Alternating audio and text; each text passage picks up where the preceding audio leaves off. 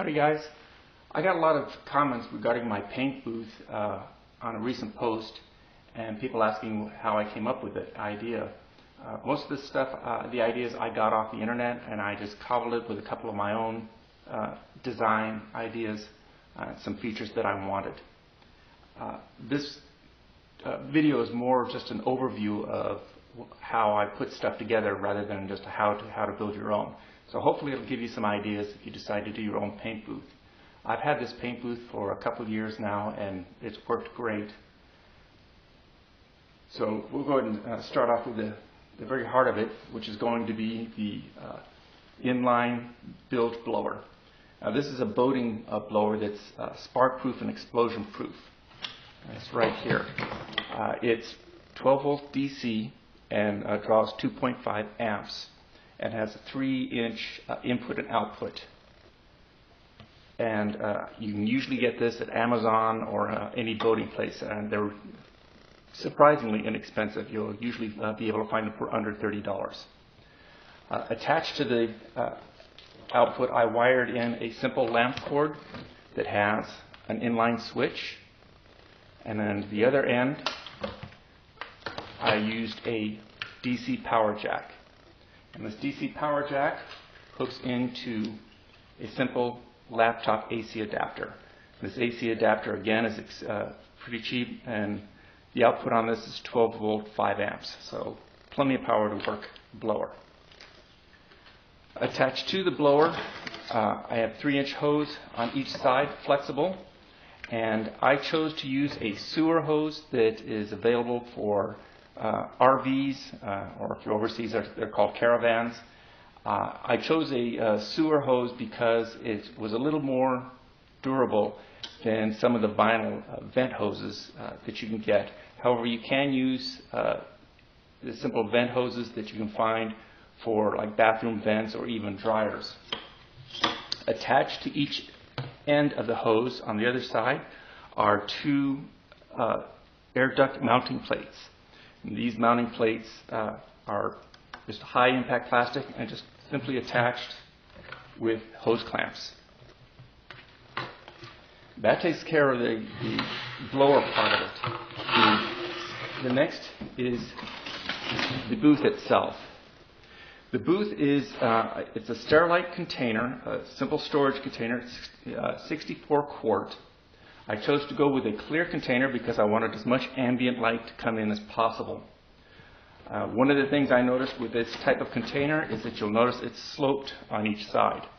Now I wanted a level painting surface, so I used a piece of wood that was the right width and just attached it with a double stick tape. Also inside, you'll notice I have a 12 by 12 air filter. Again, these filters you can get at pretty much any hardware store. This filter is held with 2 toggle bolts that I simply can turn out of the way to remove the filter. And then I have my outlet on the back that is covering this.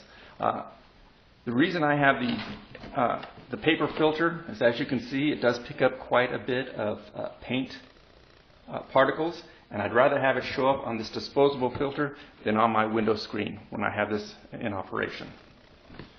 On the back here, where I have my output here, I have 4 clips. These are simple mirror clips. They're used to hold mirrors onto the wall. I have 2 pointing up and then 2 to the side. And what this allows me to do is to take the input of my bilge blower, and I can just use this flange and it just slides right in there, and that's it. So it's a simple slide-in connection, and now I've got my inlet ready to go. Another item I chose on this particular tote is I put in a battery-powered LED light bar. This gives me a decent light for my model, so I can see my material that's inside and outside.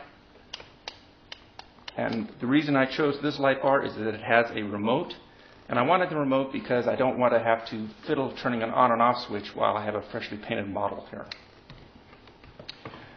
This light bar I did attach with industrial strength Velcro, and the Velcro is glued to both the light bar and the tote with epoxy to make sure that it doesn't fall onto my model.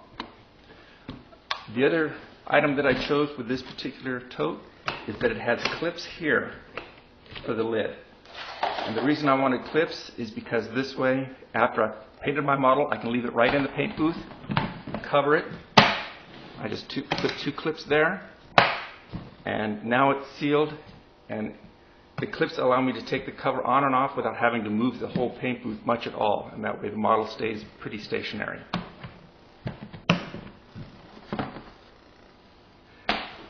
When everything is all said and done, I'm done painting, and I need to put the booth away. Everything fits directly in here. The cover goes on, and it goes up on a shelf, and it's out of my way completely.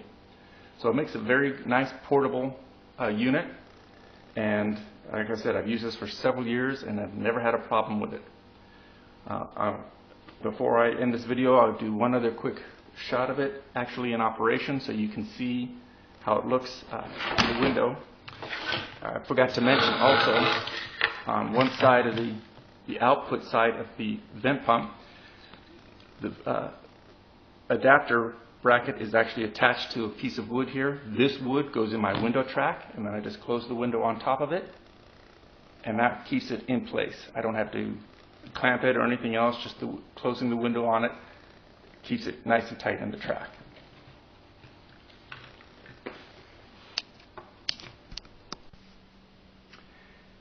Okay guys, here's what it looks like with the paint booth connected up. I've got my model in place. Over here on the side, you can see I have my power supply, my inline pump.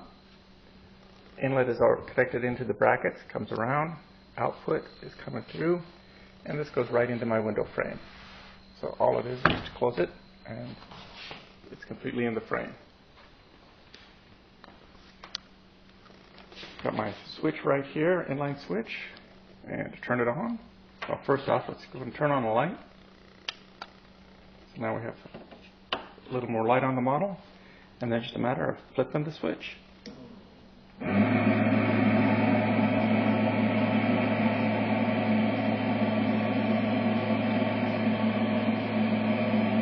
When all is said and done, I've just done painting my model.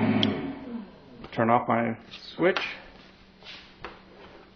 and then just put the cover right on it, and I can leave the model to dry. There we go.